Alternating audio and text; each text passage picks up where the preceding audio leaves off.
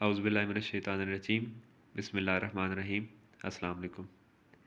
आज के इस लेक्चर 6 के अंदर हम मस्कुलर सिस्टम ऑफ वर्टिब्रेट्स को जो है वो डिस्कस करने लगे हैं। सबसे पहले बताया गया है कि जो वर्टिब्रेट का एंडोस्केलेटन होता है उसके साथ मसल्स अटैच होते हैं, और जब भी मसल जो है वो किसी बोन के साथ एंडोस्केलेटन के साथ जुड़ेगा तो उसको अटैचमेंट में टेंडन्स हेल्प करते हैं।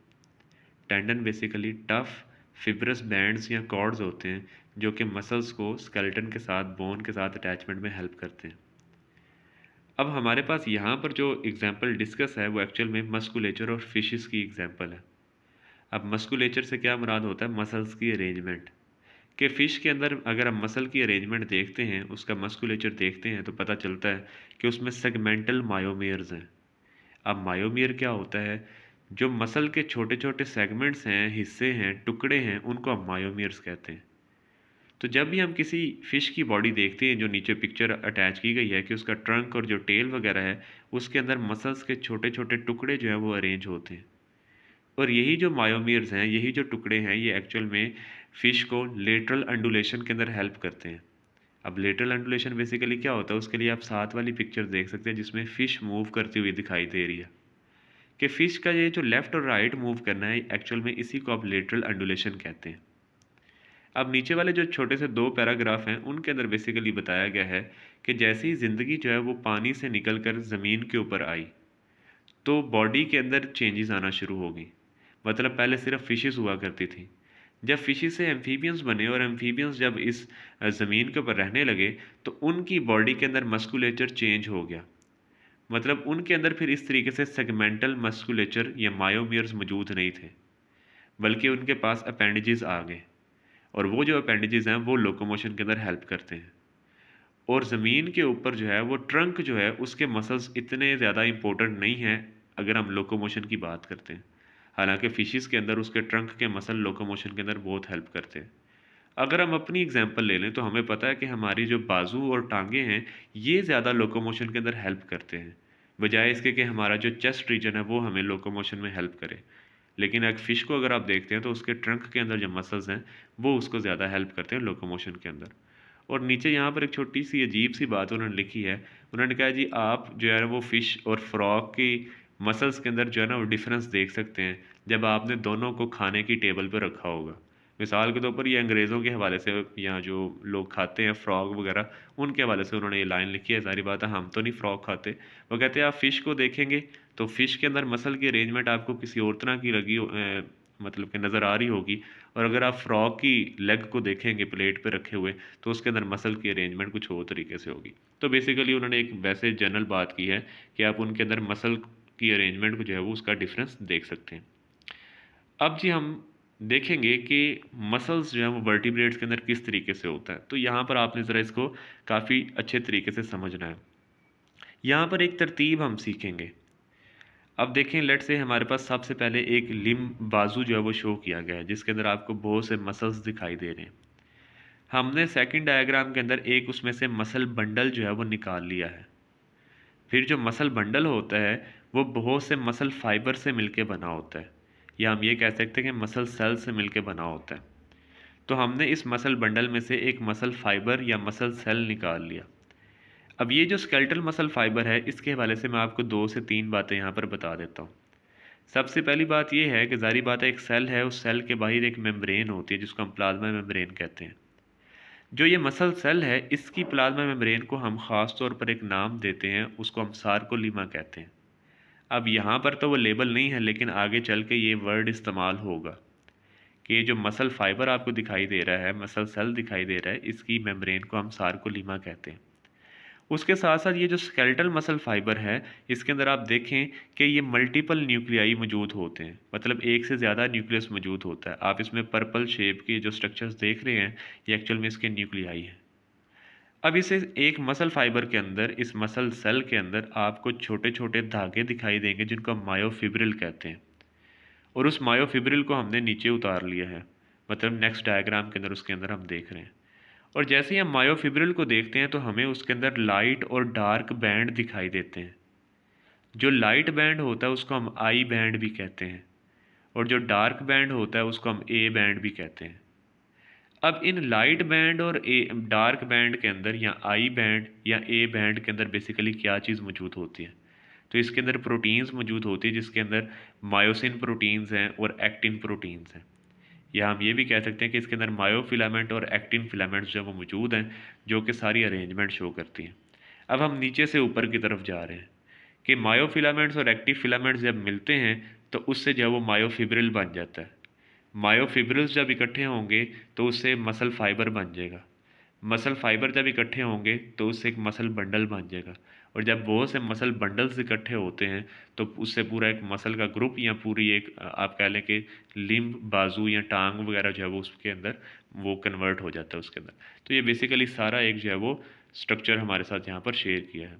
जो ये बात हमने पढ़ी है उसी की डिटेल ज़रा हम यहाँ पर देख लेते हैं। स्केलेटल मसल कंट्रैक्शन, कि स्केलेटल जो मसल है वो किस तरीके से कंट्रैक्ट करता है, उसको पढ़ने से पहले थोड़ी सी डिटेल यहाँ पर हम रिवाइज करने लगे कि जैसे ही हम किसी स्केलेटल मसल फाइबर को यानी कि सेल को लाइट माइक्रोस्कोप के नीचे देखते हैं तो उसके अंदर हमें डार्क और लाइट बैंड का पैटर्न दिखाई देता है, जो हमने डायग्राम में देखा। और वो जो डार्क और लाइट बैंड है वो मतलब आप मायोफिब्रिल्स के अंदर ऑब्जर्व कर सकते हो, जो थ्रेड लाइक मायोफिब्रिल्स होते हैं उसके अंदर आप ऑब्जर्व कर सकते हो। अगेन ये भी चीज़ हमने अभी डायग्राम में देखी है। लेकिन जैसे ही आप इलेक्ट्रॉन माइक्रोस्कोप से उसको देखेंगे तो आपको पता चलेगा इसमें तो और भी चीज़ें मौजूद हैं। मतलब वो जो डार्क और लाइट बैंड होता है वो एक्चुअल में एक्टिन और मायोसिन प्रोटीन्स की वजह से होती है। और मायोसिन जो है वो थिक फिलामेंट बना रहा होता है और एक्टिन जो है वो थिन फिलामेंट्स जो है वो बना रहे होते हैं। जो लाइट रीजन होता है उसको हम आई बैंड भी कहते हैं और डार्क रीजन को हम ए बैंड भी कहते हैं।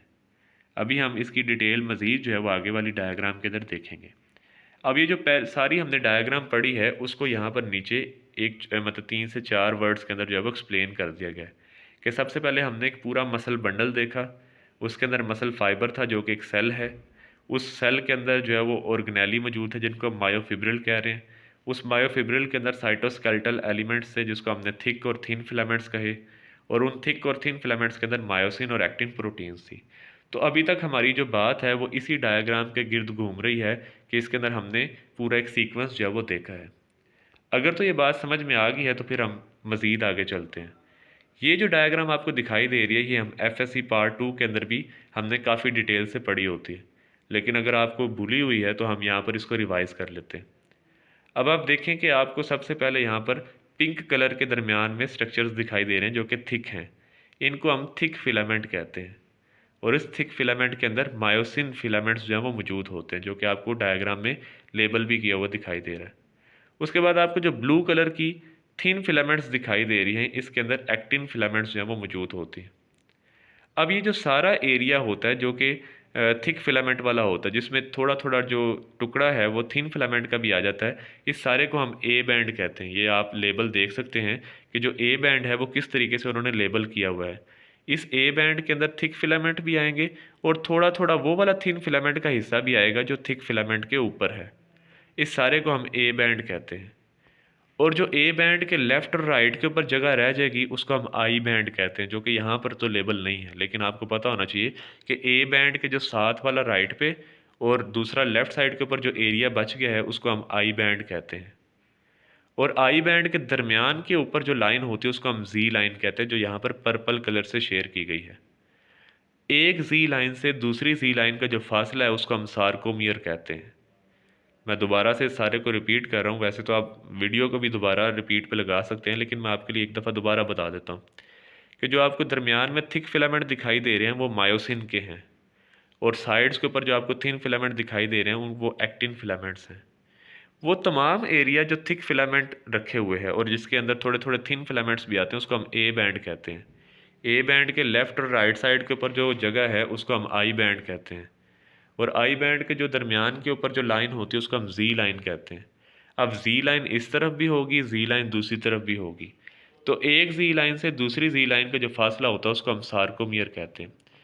सार्कोमियर के हवाले से एक बात जो है वो काफ़ी पढ़ी जाती है, वो ये है कि सबसे जो छोटी चीज़ है मसल के अंदर जो कंट्रैक्शन शो करती है वो एक्चुअल में सार्कोमियर है। अब इसी डायग्राम से हम थोड़ा सा कंसेप्ट अपना और बेहतर कर लेते हैं। अब होता इस तरीके से है कि ये जो थिक फिलामेंट हैं और थिन फिलामेंट है ये एक दूसरे के ऊपर स्लाइड करते हैं। अब स्लाइड कैसे करेंगे? आप देखें कि ये जो मायोसिन फिलामेंट्स हैं इनके ऊपर से आपको जो है वो स्ट्रक्चर्स बाहर निकलते हुए दिखाई दे रहे हैं। ये आपको जो स्ट्रक्चर्स बाहर निकलते हुए दिखाई दे रहे हैं ये एक्चुअल में इनके ग्लोबुलर हेड हैं। अब ग्लोबुलर हेड का दूसरा नाम क्रॉस ब्रिजेस भी है। अगेन ये आपने एफएससी के अंदर टर्म्स जो है वो सीखी हुई होती हैं। अब बेसिकली क्या होता है कि जो मायोसिन के जो ग्लोबुलर हेड हैं ये ऊपर एक्टिन फिलामेंट के साथ जुड़ते हैं, राइट साइड से भी और लेफ्ट साइड से भी, और दोनों जो है वो मूव करके इस बात की मतलब कोशिश करते हैं कि जो थिन फिलामेंट्स हैं उनको अंदर की तरफ खींचा जाए। आपको जो ऊपर डायग्राम दिखाई दे रही है ये एक्चुअल में रिलैक्स फॉर्म के अंदर है।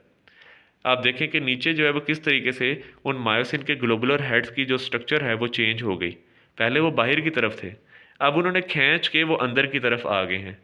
और किस तरीके से जो थिन फिलामेंट्स हैं वो एक दूसरे के करीब हो गए हैं। अब जैसे ही थिन फिलामेंट एक दूसरे के करीब हो गए हैं तो जी लाइन भी एक दूसरे के करीब आ गई हैं। और जब जी लाइन आपस में एक दूसरे के करीब आ गई हैं तो हम कह सकते हैं कि सार्कोमियर कंट्रैक्ट हो गया है, सार्कोमियर शॉर्टन हो गया है। अब सार्कोमियर क्या है, मैं दोबारा से रिवाइज कर रहा हूँ कि दो जी लाइन के दरमियान का जो फासला होता है उसको हम सार्कोमियर कहते हैं। ठीक है, तो ये पूरी एक स्ट्रक्चर है और इसकी डिटेल जो है वो हम आगे यहाँ पर पढ़ लेते हैं। अब देखिए यहाँ पर बताया गया है कि जो फंक्शनल कंट्रैक्टाइल यूनिट है किसी भी मायोफिब्रिल के अंदर, कि मतलब मायोफिब्रिल के अंदर जो सबसे छोटी चीज़ कंट्रैक्ट करती है वो एक्चुअल में सार्कोमियर है। सार्कोमियर क्या है, एक जी लाइन से दूसरी जी लाइन का जो फासला है उसको हम सार्कोमियर कहते हैं। और वो कहते हैं कि डायग्राम के अंदर आप नोट कीजिए कि ये जी लाइन एक्चुअल में एक्टिन फिलामेंट के साथ अटैच होते हैं, मायोसिन फिलामेंट्स के साथ अटैच नहीं होते। और जैसे ही सार्कोमियर कंट्रैक्ट करता है तो एक्टिन फिलामेंट फिलामेंट के ऊपर स्लाइड कर रहा होता है। और जैसे ही कंट्रैक्शन होती है तो सार्कोमियर शॉर्ट हो जाता है, छोटा हो जाता है, मतलब उसकी लेंथ जो है वो कम हो जाती है।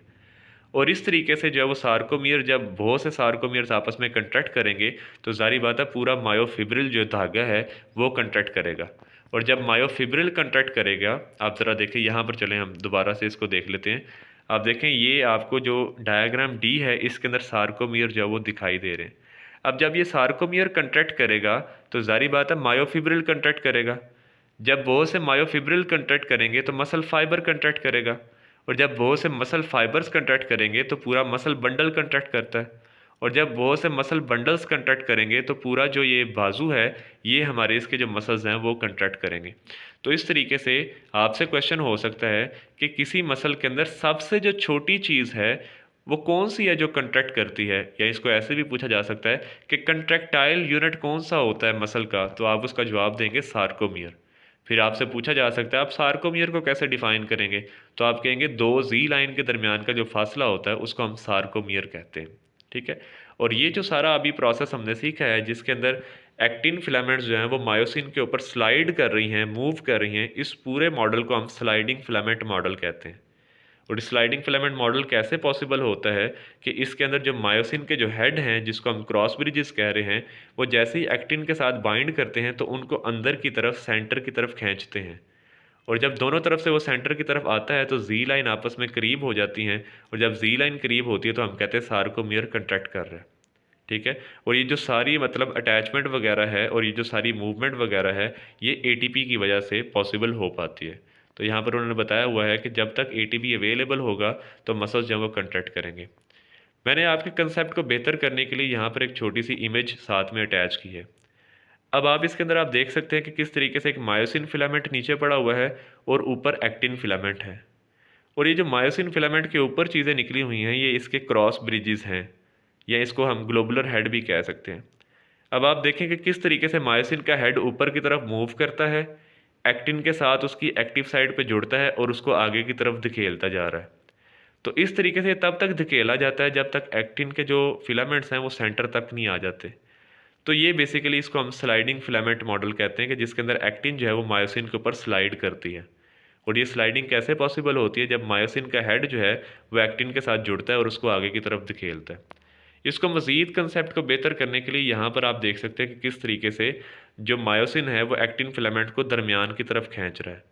इस डायग्राम के अंदर आपने मायोसिन हेड को गौर से देखना है कि वो किस तरीके से उतरते हैं, जुड़ते हैं, और उतरते और जुड़ते हुए वो ऊपर और नीचे की तरफ से जो एक्टिन फिलामेंट्स हैं उनको सेंटर की तरफ लेकर आ रहे हैं। या आप ये भी कह सकते हैं कि किस तरीके से मायोसिन फिलामेंट्स और एक्टिन फिलामेंट एक दूसरे के ऊपर स्लाइड कर रही हैं। और इसी मॉडल को हम स्लाइडिंग फिलामेंट मॉडल जो है वो कहते हैं। आई होप सो कि इसके साथ आपका कंसेप्ट जो है वो यहाँ पर बेहतर हुआ होगा। अब जी हम देखेंगे कि ये बेसिकली वो मैसेज कहाँ से आता है जिसकी वजह से ये हमारे जो थिक और थिन फिलामेंट्स हैं ये एक दूसरे के ऊपर स्लाइड करते हैं। तो उसके लिए ज़ाहिर बात है नर्वस सिस्टम इन्वॉल्व होगा। तो यहाँ पर हमारे पास डायग्राम के अंदर दिखाया गया है कि ये नीचे सारा हमारा मसल का एक फाइबर है और उसके ऊपर येलो कलर का एक चीज़ आ रही है। ये जो येलो कलर की एक चीज़ है इसको हम मोटर न्यूरॉन कहते हैं। अब मोटर न्यूरॉन हमने प्रीवियस लेक्चर के अंदर सीखा था कि ऐसा न्यूरॉन होता है जो ब्रेन से मैसेज लेकर आता है, उसको हम मोटर न्यूरॉन कहते हैं। तो यहाँ पर भी ऐसे ही होगा कि ब्रेन से मैसेज लेकर ये मोटर न्यूरॉन आएगा और ये मैसेज देगा हमारे मसल फाइबर को कि भाई आपने कंट्रैक्ट करना है। अब उससे पहले हमें कुछ ना कुछ जो है वो यहाँ पर टर्म्स जो है वो सीखनी है। आप देखें कि यहाँ पर जो इस मोटर न्यूरॉन के आगे जो ब्रांचेस हैं, ठीक है, जिसको हम यहाँ पर आप कह सकते हैं कि मोटर एंड्स भी कह सकते हैं, ठीक है, मोटर एंड प्लेट भी इसको हम कहेंगे, लेकिन एक्चुअल में इसको हम जो है वो फाइबर की ब्रांचेस भी कह सकते हैं, जो बेसिकली ठीक वर्ड है कि किस तरीके से एक मोटर न्यूरॉन आ रहा है और उसकी जो ब्रांचेस हैं वो मसल फाइबर के साथ जुड़ी हुई हैं। अच्छा, अब वो कनेक्शन जिसके अंदर अब जो नीचे जो डायग्राम है उसको ज़रा देखिएगा, येलो कलर का जो है वो न्यूरॉन की एंड है और जो उसके इर्द गिर्द मेम्ब्रेन मौजूद है ये मसल की मेम्ब्रेन है। तो इसको हम कहते हैं न्यूरोमस्कुलर जंक्शन, कि न्यूरॉन और मसल का जो आपस में जंक्शन है उसको हम न्यूरोमस्कुलर जंक्शन कहते हैं। अब ये जो येलो कलर का न्यूरॉन है इसके अंदर आप देख सकते हैं कि इसके एंड के अंदर माइटोकॉन्ड्रिया मौजूद हैं। इसके अंदर आपको जो है वो छोटे छोटे जो है वो सिनेप्टिक वेसिकल्स मिलेंगे, ठीक है, और उसके नीचे जो है वो सार्कोलीमा जो है वो मौजूद है। अभी हमने कुछ ही मिनट्स पहले पढ़ा था कि सार्कोलीमा एक्चुअल में मसल फाइबर की मेम्ब्रेन को बोलते हैं और वो सार्कोलीमा जो कि इस मोटर न्यूरॉन के गिर्द मौजूद होगी उसको हम मोटर एंड प्लेट कहते हैं। अब यहाँ पर इस न्यूरॉन का और इस सार्कोलीमा का आपस में एक जंक्शन बना हुआ है और इस जंक्शन को हम न्यूरोमस्कुलर जंक्शन कहते हैं। और इस जंक्शन के दरमियान में आपको जो एक छोटी सी कैविटी, एक स्पेस भी नज़र आएगी जिसको हम न्यूरोमस्कुलर क्लेफ्ट कहते हैं या न्यूरोमस्कुलर गैप कहेंगे। अब बेसिकली होता इसमें इस तरीके से है कि न्यूरॉन की तरफ से मैसेज आता है। इस बात को ज़रा गौर से आपने समझना है और इस डायग्राम को ज़हन में रखना है कि इस येलो कलर के न्यूरॉन के अंदर सारी बात है नर्व इम्पल्स आएगी। अच्छा, जैसे ही नर्व इम्पल्स आती है तो इस न्यूरॉन के अंदर मौजूद जो सिनेप्टिक वेसिकल्स हैं वो रप्चर हो जाते हैं और जैसे ही वो रप्चर होते हैं तो उसमें से केमिकल्स निकलकर इस सार्कोलीमा के ऊपर पड़ता है। अब वो कौन से केमिकल्स होते हैं जो इस सार्कोलीमा के ऊपर पड़ते हैं, उनको हम कहते हैं एसिटाइल कोलीन। एसिटाइल कोलीन एक तरह का न्यूरोट्रांसमीटर है कि जैसे ही वो एसिटाइल कोलीन जो है वो इस सार्कोलीमा के ऊपर मौजूद रिसेप्टर्स के साथ जुड़ेगा तो इस सार्कोलीमा के अंदर मैसेज जो है वो कन्वे हो जाएगा और वो मसल फाइबर जो है वो कंट्रैक्ट करेगा। लेकिन कैसे कंट्रैक्ट करेगा ये भी हम नेक्स्ट स्लाइड्स के अंदर जो है वो सीखेंगे। तो बेसिकली यहाँ तक आपको इस बात का अंदाज़ा हो जाना चाहिए। यहाँ पर जो सीखना था वो हमने न्यूरोमस्कुलर जंक्शन के हवाले से सीखना था और न्यूरोमस्कुलर क्लेफ्ट के हवाले से आपको पता हो और मोटर एंड प्लेट के बारे में आपको आइडिया हो। अच्छा, जो बात पड़ी है वो यहाँ पर हम ज़रा इसको दोबारा देख लेते हैं कि एक जो मोटर नर्व है उससे एक नर्व इम्पल्स जो है वो आती है और नर्व इम्पल्स जो है वो स्केलेटल मसल फाइबर को जो है वो मिलनी है। अब वो स्केलेटल मसल फाइबर को कैसे मिलेगी, वो मोटर यूनिट के ज़रिए मिलती है। अब मोटर यूनिट क्या होता है? मोटर यूनिट एक्चुअल में कहते हैं कि एक मोटर न्यूरॉन या एक मोटर नर्व फाइबर और जो सारे उसके साथ मसल फाइबर जुड़े हुए हैं उस सारे को हम मोटर यूनिट कहते हैं। अब उस मतलब न्यूरॉन के साथ और मसल के दरमियान जो कनेक्शन होता है उसको हम न्यूरोमस्कुलर जंक्शन कहते हैं। उस न्यूरॉन के अंदर छोटे छोटे जो हैं वो वेसिकल्स मौजूद होते हैं जिनको हम साइनेप्टिक वेसिकल्स कहते हैं। उस साइनेप्टिक वेसिकल्स के अंदर केमिकल मौजूद होते हैं जिसको हम एसिटाइल कोलीन कहते हैं।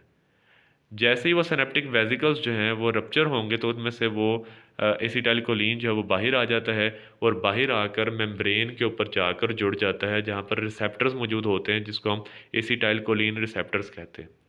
अच्छा, उनके जुड़ने से पहले जो सार्कोलीमा होती है वो पोलराइज्ड होती है। अब सार्कोलीमा के पोलराइज्ड होने का मतलब ये है कि वो जो सार्कोलीमा है वो पहले उसके आउटसाइड के ऊपर पॉजिटिव चार्ज होता है और इनसाइड के ऊपर नेगेटिव चार्ज होता है। लेकिन जैसे ही उसके साथ एसिटाइल कोलीन के मालिक्यूल्स मिलते हैं तो उसके चार्ज रिवर्स हो जाते हैं कि मतलब उसके बाहर जो है वो नेगेटिव चार्ज आ जाता है और अंदर की तरफ पॉजिटिव चार्ज आ जाता है और एक जो मैसेज है वो डेवलप होता है। और वो जो मैसेज है वो फिर आगे की तरफ ट्रांसफ़र होता है। अभी हम देखेंगे कि वो मैसेज कहाँ पर ट्रांसफ़र होता है, लेकिन उससे पहले यहाँ पर आप पिक्चर के अंदर देख सकते हैं एक न्यूरोमस्कुलर जंक्शन हमारे सामने यहाँ पर रखा गया है। तो आप देख सकते हैं किस तरीके से उस मोटर न्यूरॉन की नर्व एंडिंग से आपको सिनेप्टिक वेसिकल यहाँ पर रप्चर हुए दिखाई देंगे और उसमें से वाइट कलर के एसिटाइलकोलिन के मॉलिक्यूल्स निकलते हैं। और वो जो एसिटाइलकोलिन के मॉलिक्यूल्स हैं वो जाकर एसिटाइलकोलिन रिसेप्टर्स के साथ जुड़ते हैं। और जैसे ही एसिटाइलकोलिन के मॉलिक्यूल्स इन रिसेप्टर्स के साथ जुड़ेंगे तो यहाँ पर इस सार्कोलीमा के अंदर चार्जेस का एक रिवर्स हो जाएगा। पहले हमने क्या पढ़ा कि इसकी जो मेम्ब्रेन के ऊपर चार्जेस होते हैं वो बाहर की तरफ जो है वो पॉजिटिव होता है, अंदर की तरफ नेगेटिव होता है। लेकिन जैसे ही एसिटाइलकोलिन के मॉलिक्यूल इसके साथ जुड़ते हैं तो वो चार्जेस रिवर्स हो जाएंगे, एक मैसेज यहाँ पर जनरेट होगा।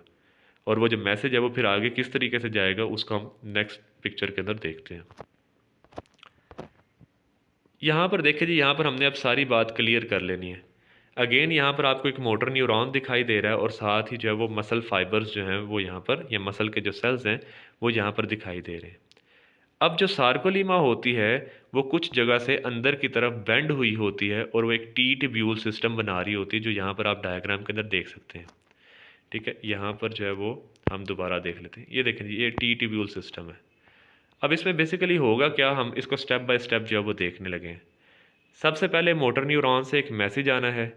उस मैसेज की वजह से मोटर न्यूरॉन की एंडिंग के अंदर जो सिनेप्टिक वेसिकल्स होते हैं वो रप्चर होते हैं और उन सिनेप्टिक वेसिकल्स में से केमिकल्स निकलते हैं। वो जो केमिकल है उसका नाम एसिटाइलकोलिन है और वो जो एसिटाइलकोलिन है वो उस फिर गैप के अंदर आ जाता है जिसको हम सिनेप्टिक क्लेफ्ट कहते हैं। और उस गैप के अंदर जो सार्कोलीमा है उसके ऊपर वो एसिटाइलकोलिन के रिसेप्टर्स मौजूद होते हैं। जैसे ही वो एसिटाइलकोलिन के रिसेप्टर्स के साथ एसिटाइलकोलिन मिलता है तो इसकी मेम्ब्रेन के अंदर एक मैसेज डेवलप होता है और वो जो मैसेज है वो इन टी ट्यूब्यूल सिस्टम की मदद से सेल के अंदर तक चला जाता है। और जैसे ही वो मैसेज जो है वो टी ट्यूब्यूल सिस्टम के सेल के अंदर तक चला जाता है तो वहाँ सेल के अंदर एक ख़ास किस्म का एंडोप्लाज्मिक रेटिकुलम मौजूद होता है। उस एंडोप्लाज्मिक रेटिकुलम को हम सार्कोप्लाज्मिक रेटिकुलम कहते हैं। या आसान अल्फाज के अंदर मसल, जिस तरीके से हमने मसल सेल की मेम्ब्रेन को सार्कोलीमा कहा, इसी तरीके से मसल सेल का जो एंडोप्लाज्मिक रेटिकुलम होता है उसको हम सार्कोप्लाज्मिक रेटिकुलम कहते हैं। अच्छा, अब इसको बात को सिंपल रखते हुए मैं आपको बता दूं कि जिस तरीके से टी ट्यूब्यूल के अंदर मैसेज जाता है तो वो मैसेज सार्कोप्लाज्मिक रेटिकुलम को मिलता है और उस सार्कोप्लाज्मिक रेटिकुलम को जैसे ही मैसेज मिलता है तो उसमें से कैल्शियम मॉलिक्यूल्स जो है वो रिलीज़ होते हैं। और वो जो कैल्शियम मॉलिक्यूल्स है वो यहाँ पर येलो कलर के ट्राइएंगल से शो किया गया है। वो जो कैल्शियम के मॉलिक्यूल्स हैं वो जैसे ही रिलीज़ होते हैं तो उसकी वजह से, इन कैल्शियम की मौजूदगी की वजह से एक्टिन और मायोसिन आपस में मिल पाते हैं। और जैसे ही एक्टिन और मायोसिन आपस में मिलते हैं तो वो स्लाइडिंग फिलामेंट मॉडल होता है। और जैसे ही वो स्लाइडिंग फिलामेंट चलता है तो उसकी वजह से सार्कोमियर जो है वो आपस में कंट्रैक्ट करते हैं। और जब सार्कोमियर कंट्रैक्ट करेंगे तो इस तरीके से पूरा मसल जो है वो फिर क्या करेगा, कंट्रैक्ट करेगा। मैं इसको एक दफ़ा फिर से जो है वो दोबारा से रिपीट करने लगा हूँ कि हमारे पास यहाँ पर मोटर न्यूरॉन है। मोटर न्यूरॉन के अंदर जो है वो सिनेप्टिक वेसिकल्स हैं। जैसे ही मोटर न्यूरॉन से नर्व इम्पल्स आती है, सिनेप्टिक वेसिकल्स ने रप्चर होना है, उनमें से न्यूरोट्रांसमीटर रिलीज़ होने हैं। न्यूरोट्रांसमीटर एसिटाइलकोलिन है, उस एसिटाइलकोलिन ने निकल कर एसिटाइलकोलिन रिसेप्टर्स के साथ बाइंड करना है। जैसे ही एसिटाइलकोलिन रिसेप्टर्स के साथ बाइंड करेंगे यहाँ पर चार्जेस जो हैं वो रिवर्स हो जाएंगे। पहले बाहर पॉजिटिव था, अंदर नेगेटिव था, फिर बाहर नेगेटिव हो जाएगा, अंदर पॉजिटिव हो जाएगा। तो उसकी वजह से एक मैसेज यहाँ पर डेवलप होना है। वो जो मैसेज है वो टी ट्यूब्यूल सिस्टम के ज़रिए अंदर की तरफ चला जाता है सेल में। और जब अंदर की तरफ जाता है तो वहाँ पर सार्कोप्लाज्मिक रेटिकुलम को एक्टिवेट करता है। उस सार्कोप्लाज्मिक रेटिकुलम के अंदर कैल्शियम जो चैनल्स होते हैं, गेट्स होते हैं, वो ओपन होते हैं और उनमें से कैल्शियम जो है वो बाहर की तरफ रिलीज़ हो जाता है। उन कैल्शियम की मौजूदगी के अंदर मायोसिन और एक्टिन जो है वो आपस में बाइंड करते हैं और फिर स्लाइडिंग फिलामेंट मॉडल जो है वो चलता है और सार्कोमियर जो है वो कंट्रैक्ट होते हैं। यहाँ पर आप देख सकते हैं कि किस तरीके से एक जो है वो मोटर न्यूरॉन दिखाया गया है। उस मोटर न्यूरॉन से मैसेज आएगा और वो मैसेज जिस तरीके से आता है तो वो टी ट्यूब्यूल सिस्टम के अंदर मूव करता है और टी ट्यूब्यूल सिस्टम के साथ जो है वो सार्कोप्लाज्मिक रेटिकुलम मौजूद हैं, उनमें से कैल्शियम निकलते हुए दिखाए जा रहे हैं। और वो कैल्शियम जो है वो फिर बाद में एक्टिन और मायोसिन को आपस में जुड़ने में हेल्प करते हैं। वो कैसे जुड़ने में हेल्प करते हैं उसको भी जो है वो यहाँ पर हम लास्ट स्लाइड के अंदर सीखेंगे। अच्छा, अब लास्ट स्लाइड के अंदर जो है वो मैंने आपको एक छोटी सी स्टोरी सुनानी है। अब वो छोटी सी स्टोरी इस तरीके से है कि आपने देखा कि जो मसल है उसके अंदर दो तरह के जो है वो फिलामेंट्स मौजूद होते हैं। एक जो है वो मायोसिन है, जिसका बड़ा सिंपल सिंपल सी उसकी स्ट्रक्चर है कि उसके ग्लोबुलर हेड हैं, उसके ऊपर थिन फिलामेंट जो है वो मौजूद होता है।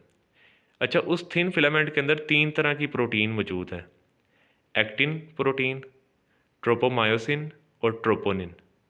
अब इस स्टोरी को आपने ज़रा ध्यान से सुनना है कि वो जो थिन फिलामेंट्स हैं उसके अंदर तीन तरह की प्रोटीन मौजूद है, एक्टिन, ट्रोपोमायोसिन और ट्रोपोनिन। अब स्टोरी इस तरीके से है कि एक्टिन और मायोसिन आपस में जुड़ना चाहते हैं, कि मतलब कि मायोसिन का जो ग्लोबुलर हेड है वो एक्टिन की रिसेप्टर साइड के साथ जुड़ना चाहता है, लेकिन जुड़ नहीं पा रहा। ऐसा क्यों है? क्योंकि जो दूसरी प्रोटीन है ट्रोपोमायोसिन, उसने एक्टिन को इस तरीके से कवर किया हुआ है कि उसकी एक्टिव साइट्स को उसने मुकम्मल तौर पर घेर लिया हुआ है, कवर किया हुआ है, और वो मायोसिन को एक्टिन के साथ जुड़ने नहीं दे रही। कौन? ट्रोपोमायोसिन। अच्छा, अब इसमें इनका तीसरा एक दोस्त है, उसने हेल्प करना है, और उस दोस्त का नाम है ट्रोपोनिन। अब ट्रोपोनिन ऐसा क्या काम करता है कि जिसकी वजह से एक्टिन और मायोसिन आपस में जुड़ सकेंगे? ट्रोपोनिन की एक ख़ास बात यह है कि ये ऐसे ही नहीं हेल्प कर देता, इसको बदले में कुछ चाहिए। और वो बदले में क्या इसको चाहिए होता है? इसको कैल्शियम के मालिक्यूल्स चाहिए होते हैं। अब जैसे ही इस ट्रोपोनिन के साथ कैल्शियम जुड़ता है, तो ट्रोपोनिन जो है वो ट्रोपोमायोसिन को खींच के पीछे कर देता है। अब जैसे ही ट्रोपोमायोसिन खींच के पीछे हो जाएगा, तो इसका मतलब ये है कि एक्टिन की एक्टिव साइट्स जो हैं वो अनकवर हो जाएंगी। और जैसे ही एक्टिन की एक्टिव साइट्स अनकवर हो जाती हैं, तो फटाफट मायोसिन का जो हेड है वो एक्टिन के साथ जुड़ जाता है। और जैसे ही एक्टिन के साथ मायोसिन का हेड जुड़ता है, और वो स्लाइडिंग फिलामेंट मॉडल जो है वो होना शुरू हो जाता है। अब आप ये सोच रहे होंगे कि फिर मतलब कि ये सारा कुछ ठीक किस तरीके से होगा? कैल्शियम क्या हमेशा के लिए वहाँ पर बाइंड हो जाएगा? तो ऐसा नहीं है। जब एक दफ़ा हमारी कंट्रैक्शन मसल की हो जाती है, तो उसके बाद जितना भी कैल्शियम उस सार्कोप्लाज्मिक रेटिकुलम से रिलीज़ हुआ होता है, उसको दोबारा एनर्जी लगाकर एक एक्टिव ट्रांसपोर्ट सिस्टम के ज़रिए दोबारा सारे कैल्शियम को इकट्ठा करके दोबारा बंद कर दिया जाता है, किसके अंदर? सार्कोप्लाज्मिक रेटिकुलम के अंदर, और फिर से मसल रिलैक्स हो जाता है। अब मैं तो पूरे लेक्चर को 1 मिनट के अंदर समराइज़ करने लगा हूँ कि हमारा एक मसल है, उसके साथ एक मोटर न्यूरॉन मौजूद है। वो जो एक मोटर न्यूरॉन है वो पूरे मसल के साथ जब जुड़ा होगा, उसको हम मोटर यूनिट कहते हैं। जैसे ही उस मोटर न्यूरॉन के अंदर मैसेज आना है, तो वो जो मोटर न्यूरॉन है उसका आगे मसल के साथ अटैचमेंट होगा, जिसको हम न्यूरोमस्कुलर जंक्शन कहते हैं। उस न्यूरोमस्कुलर जंक्शन के अंदर जो न्यूरॉन है उसके एंड के अंदर सिनेप्टिक वेसिकल्स मौजूद हैं। वो जो सिनेप्टिक वेसिकल्स हैं उनके अंदर केमिकल मौजूद होता है, जिसको हम एसिटाइल कोलिन कहते हैं। उस एसिटाइल कोलिन ने जब निकलना है, तो एसिटाइल कोलिन के रिसेप्टर्स के साथ बाइंड करेगा। जब एसिटाइल कोलिन के रिसेप्टर्स के साथ बाइंड करता है, तो उसके बाइंड करने से मसल के अंदर जो सार्कोलीमा है या उसके अंदर एक मैसेज डेवलप होता है। वो जो मैसेज है वो टी ट्यूब्यूल सिस्टम के ज़रिए आगे पहुंचाया जाता है, और वो पहुंच जाता है मैसेज सार्कोप्लाज्मिक रेटिकुलम के पास। अब वो जो सार्कोप्लाज्मिक रेटिकुलम है, जैसे ही उसके पास वो मैसेज पहुंचता है, तो उसके अंदर कैल्शियम गेट्स ओपन हो जाते हैं, और वो कैल्शियम बाहर आ जाता है। जैसे ही कैल्शियम बाहर आता है, तो वो ट्रोपोनिन के साथ बाइंड करता है। ट्रोपोनिन के साथ जैसे ही बाइंड करेगा, तो ट्रोपोनिन ट्रोपोमायोसिन को खींच के पीछे कर देता है, और एक्टिन की एक्टिव साइट्स जो हैं वो अनकवर हो जाती हैं। जैसे ही एक्टिन की एक्टिव साइट्स अनकवर होती है, तो मायोसिन का हेड जो है वो फटाफट उस एक्टिन के साथ जुड़ता है, और उसको आगे की तरफ धकेलना शुरू कर देता है। और इसी को आप जो वो स्लाइडिंग फिलामेंट जो है वो मॉडल कहते हैं। और जिसकी वजह से जैसे ही स्लाइडिंग फिलामेंट मॉडल होता है, तो जी लाइंस आपस में करीब करीब आ जाती हैं। और जब जी लाइंस आपस में करीब आती है, तो हम कहते हैं सार्कोमियर कंट्रैक्ट कर रहा है। और जब बहुत से सार्कोमियर कंट्रैक्ट करेंगे, तो हम कहेंगे मसल फाइबर कंट्रैक्ट कर रहा है। जब बहुत से मसल फाइबर्स कंट्रैक्ट करेंगे, तो हम कहेंगे कि पूरा मसल बंडल कंट्रैक्ट कर रहा है। और जब मसल बंडल्स कंट्रैक्ट करेंगे, तो वो मसल बंडल जिस भी लिम्ब के अंदर हैं, चाहे हमारे बाजू के हैं, टांग के हैं, तो हमारा बाजू या जो लेग है वो कंट्रैक्ट कर पाएगी। आई होप सो कि इसमें जो वो आपके कंसेप्ट वगैरह क्लियर हो गए होंगे। ये थोड़ा सा विजुलाइज करने वाला टॉपिक है, इसके अंदर डायग्राम ज़्यादा हैं। अगर फिर भी आपकी कोई कन्फ्यूजन रह गई है, तो इंशाल्लाह हम इसको क्लास में डिस्कस कर लेंगे, या अगर आप कोई क्वेश्चन पूछना चाहते हैं तो आप कमेंट सेक्शन के अंदर भी क्वेश्चन पूछ सकते हैं। तो आज के लिए बस इतना ही। मेरी तरफ से आप सब लोग को अल्लाह हाफिज़। और इसी के साथ हमारा चैप्टर नंबर 23 जो है प्रोटेक्शन, सपोर्ट एंड मूवमेंट, वो हमने ख़त्म कर लिया, कंप्लीट कर लिया।